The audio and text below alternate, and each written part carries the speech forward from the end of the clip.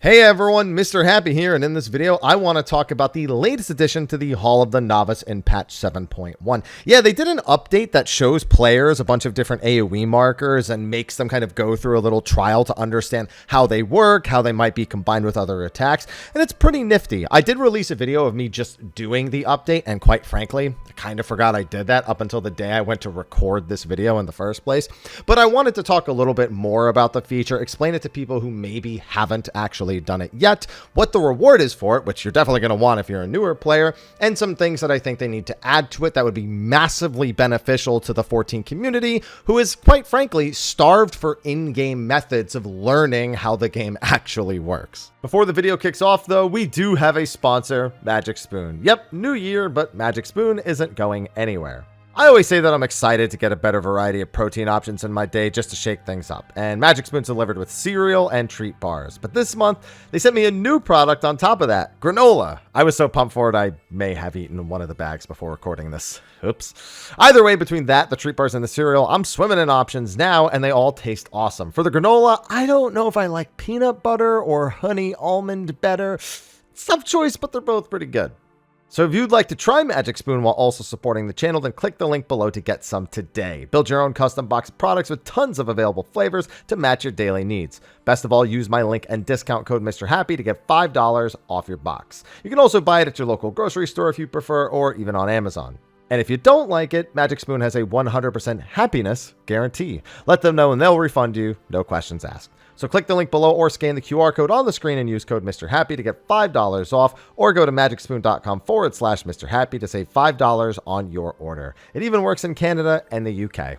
Thanks to Magic Spoon for sponsoring yet another video, and now on to said video. So yeah, in patch 7.1, Hall of the Novice received 3 training exercise updates. And like I said earlier, it just has a bunch of different AoE markers that players really need to know. Like even with the standardization of AoE markers throughout the game, it just still should take the extra effort to educate players and get them situated, especially when they get to level 49 and above, which is when the new Hall of the Novice feature actually unlocks. It does spreads and stacks and tank busters and tank cleaves and look away mechanics and towers, which is one of the most important things. It even does chasing AoEs, which might be the single most lethal type of AoE in the game, or at least when it does appear, it is the most kind of ignored / I don't know what this does marker. I see people get destroyed by it in virtually everything when they see it for the first time. And you know what? This is actually a pretty good start. They actually make some effort to not only show you what these markers do and make you do it in a very rudimentary way, but they also do combine them in ways that are absolutely vital to understand going into endgame content. A big one, for example, is having spreads and then either a donut or point blank AoE, and then vice versa, having to do them both back to back. Stack markers and having to move throughout the arena to make sure you're actually with your team. Having 2 donut AoEs and a tank buster going one way and the rest of the party going the other. You know, little things like that are exactly the combinations that at a more rapid speed get used in endgame content. So this is a great stepping stone that every player absolutely needs to do. And in case you're looking for more motivation to do it, it does reward a ring that boosts your EXP up to level 60. Technically, it boosts your EXP up to 61. Any and all EXP items in 14 work on the level that it actually says on the ring. So it says level 60 and below. It means it works at level 60 to level 61. And a 30% EXP boost for all that time, especially if you're new with all the jobs in the game, is amazing, especially because you get it at level 49 and it works from level 1 all the way up to the bonus stops working.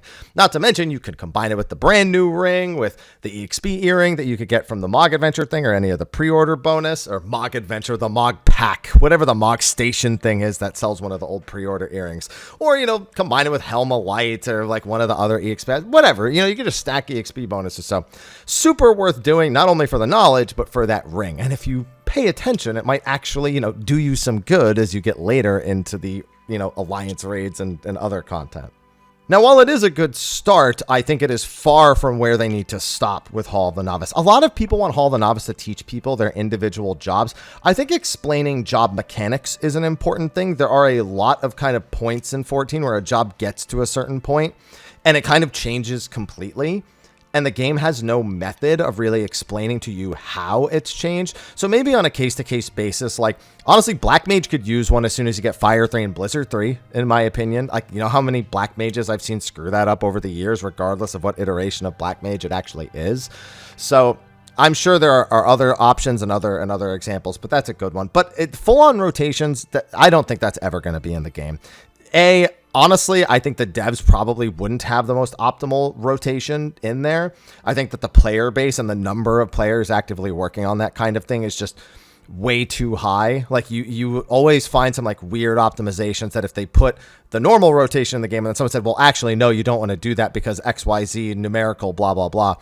It's just too volatile. What they could do, though, is they could maybe make it so that players could submit rotations for you to practice. Almost like, you ever play like a fighting game and you know how the training room has all of the buttons that you've pressed as part of a combo, or even some of them have combo strings that you can practice?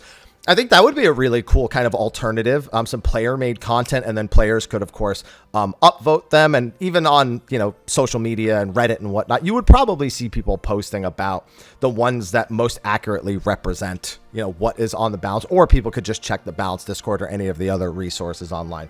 So that's one thing that they could do if they really want to do something rotationally based, and then honestly probably reset it every major patch or anytime they do any sort of job adjustments, which is a little bit of extra work, but honestly, I'm hard pressed to imagine they would even get a feature like that working. But if they're going to do anything rotationally, that's the thing I'd expect them to do.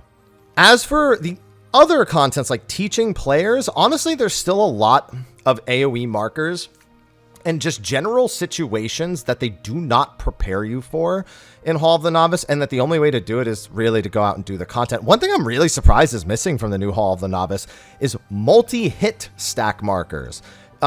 They do have a little like guide that shows you other types of AoE markers or other variations, but for some reason, the multi-hit split damage AoE or even any multi-hit attack is for some reason not in there. Maybe they just think it's intuitive enough that you'll see it, but I always see people moving out of those. Like even at like max level content, it'll hit like 2-3 times and you'll see people start to run out even at like after the first hit.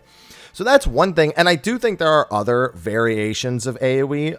A good example is there's like a tether AoE where you have to block the mage from like exploding a bomb.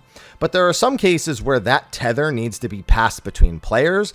There are some cases where players need to touch each other in order to pass debuffs. And I think they should probably make some effort of, at the very least, explaining that those situations exist. I do think that that's kind of like a more expert level thing that is above this. So maybe this is like, again, the stepping stone and they could do that next. But they definitely still need to go a little bit further on educating players about the different possibilities that exist.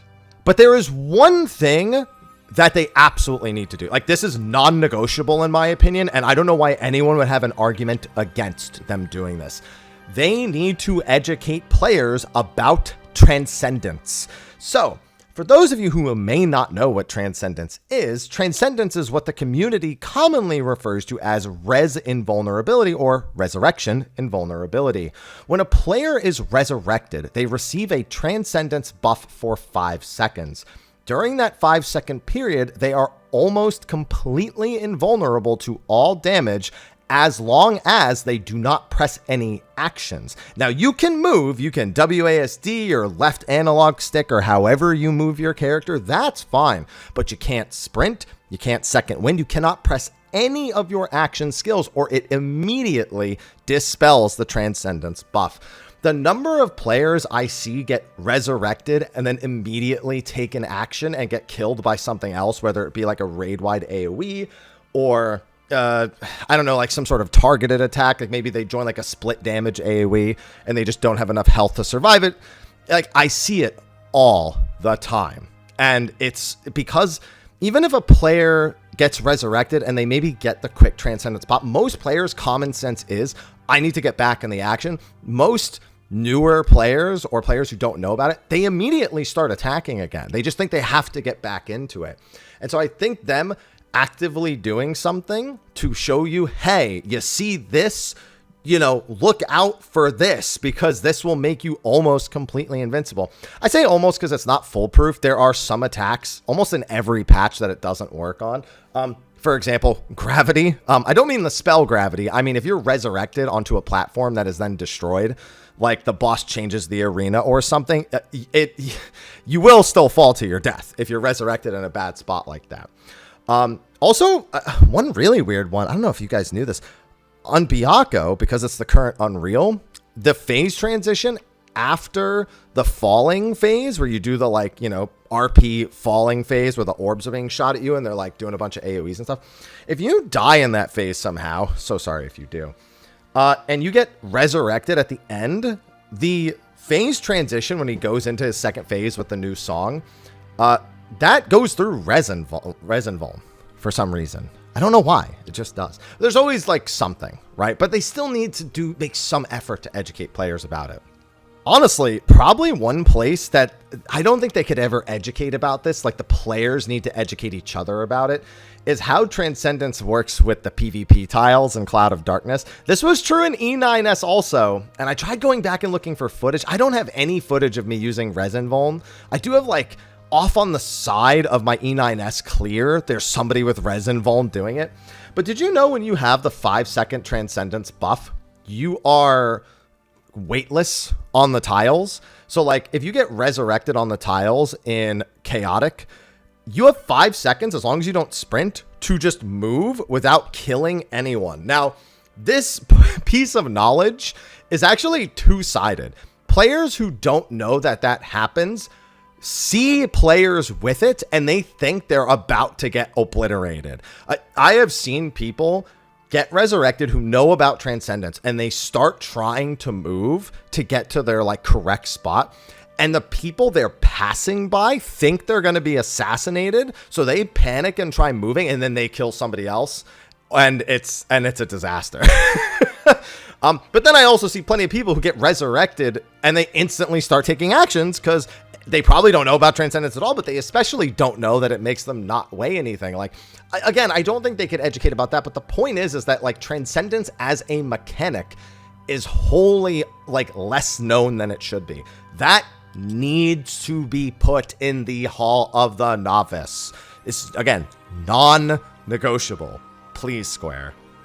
Overall, though, I obviously wholly support more in-game features that help educate players about how the game works. There are so many things in Final Fantasy XIV, so many obscure, miscellaneous features that people have no idea about, whether it be about interactions with enemies and bosses, or simple things like treasure hunts. I went to my old YouTube short for, like, my luckiest treasure map ever, and, like, 1/3 of the comments are people who have no idea what I'm even doing. Like, what content is this? Because the game does not do a good enough job of getting you in the know about these major features. You just have to do all the quests and then understand what it is you've actually unlocked, or then go out of your way and research it. So I think they just need to keep adding to these things that get people more knowledgeable and more engaged with these less known aspects of the game, because that can improve enjoyment, that can improve the viability of content that people are willing to do on any given day, etc., etc. But overall, the new Hall of the Novice gets a thumbs up. Easier than Yoshi P made it sound like it was going to be, although, to be fair, I don't think he was talking to people like me who do, like, raids when he said that it was going to be much tougher than people expected, because it really wasn't. But all the same, let me know what you thought about it in the comment section of the video below. What are some things you would like to have in the Hall of the Novice, or that you would like the game to better tutorialize so that players don't have to strictly educate other players, as fun as that can be? I mean, heck, I'm doing it right now. Let me know in the comment section below. Thanks again to Magic Spoon for sponsoring this video. Be sure to like and subscribe, and I will see you in the next one. Until then, take care.